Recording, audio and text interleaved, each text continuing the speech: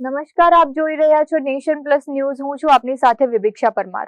વડોદરા શહેરમાં સરકારી જમીન પરથી ગેરકાયદેસર દબાણો કરનાર સામે જિલ્લા કલેક્ટર ડોક્ટર અનિલ ધામેલિયાએ લાલ આંખ કરી છે.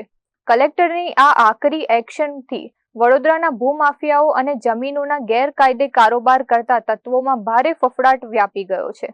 વડોદરા શહેરમાં આવેલી સોનાની લગડી સમાન સરકારી અને ગોચર જમીન પર ઘણા ભૂમાફિયાઓ પોતાના કબજો જમાવીને બેઠા છે. ત્યારે આવા ભૂમાફિયાઓની શાન ઠેકાણે લાવવા માટે વહીવટી તંત્ર દ્વારા કડક આકરા પગલાં ભરવાનું શરૂ કરી દેવામાં આવ્યું છે.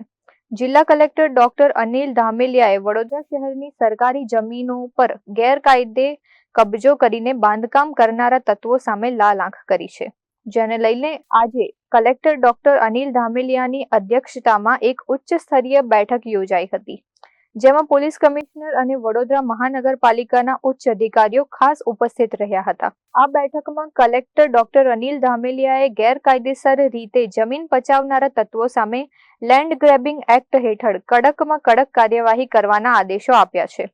વડોદરા શહેરમાં ભૂમાફિયાઓ સામે કલેક્ટર અને પોલીસ કમિશનરની આ સંયુક્ત કવાયતથી જમીનોના ગેરકાયદે કારોબાર કરતા તત્વોમાં ભારે ફફડાટ વ્યાપી ગયો છે. કેમેરામેન નવનીત પરમાર સાથે Chirag Patel, Nation Plus News, Vadodara. સમાચારોના સતત અપડેટ મેળવવા માટે અમારી નેશન પ્લસ ન્યૂઝની યુટ્યુબ ચેનલને સબસ્ક્રાઇબ કરો, બેલ આઇકન દબાવો અને જોડાયેલા રહો ફેસબુક, ઇન્સ્ટાગ્રામ અને ટ્વિટર પર.